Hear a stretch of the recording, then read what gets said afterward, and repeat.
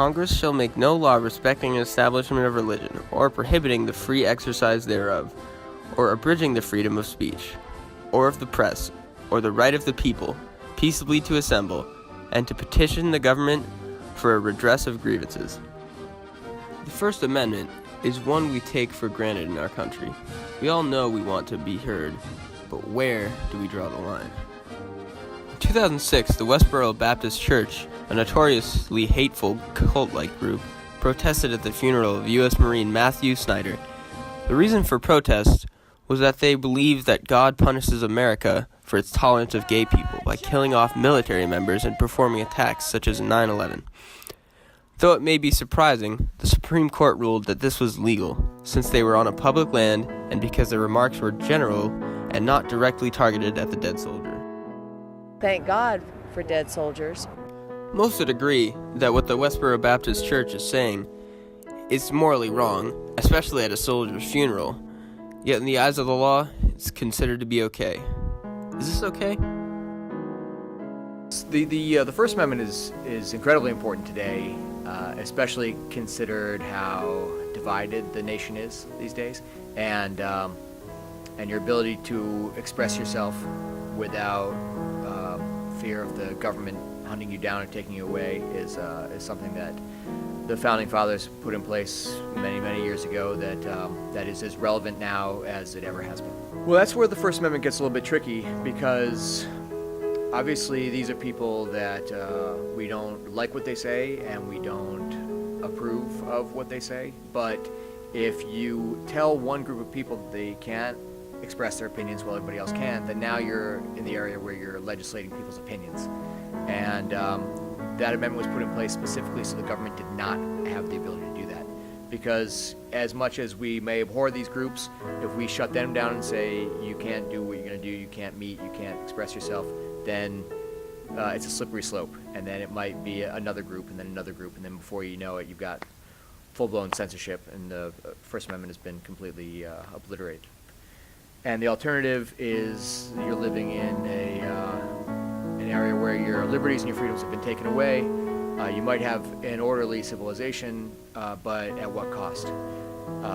And that is not the type of country that the Founding Fathers had in mind when they set this up and when they wrote the Constitution. And that's what we pride ourselves on when we say it's a free country. You're free to have whatever opinion you want, even if it's not a quote-unquote good one.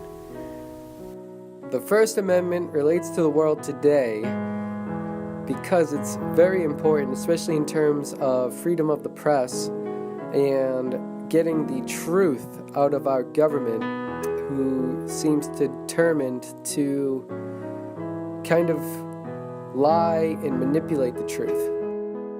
I guess the First Amendment comes into play with people like the Westboro Baptist Church in that even if your point of view is exceptionally unpopular, you have the right to get out there and protest and say things you believe, even if many people like myself think what they're saying is absurd and crazy.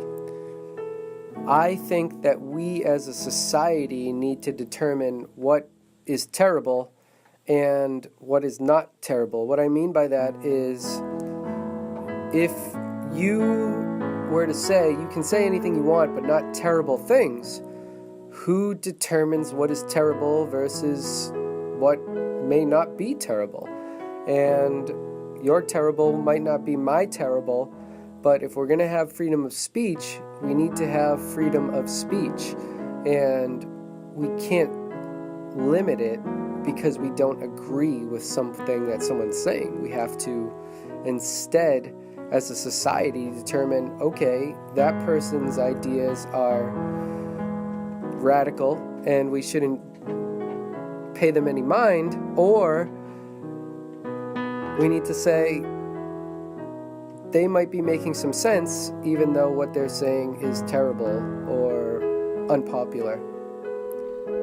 In 1919, during the court case of Schneck versus the U.S. Oliver Wendell Holmes Jr., presented the metaphor or shouting fire in crowded theater. to represent how the First Amendment could be used incorrectly. The First Amendment brings up a lot of cases where something can be terrible, immoral, radical, or disgusting, yet legal. This is a necessary pain to undergo in order for this country to be truly free. If any further regulations ensued, then there may be a chance or purpose overlap in situations where a person should be allowed to say certain things. There's some necessary downsides to the Constitution that can never be solved within this government system, because to be truly free is to be able to choose right or wrong. However, it is the First Amendment that gives us the amount of freedom that we currently have.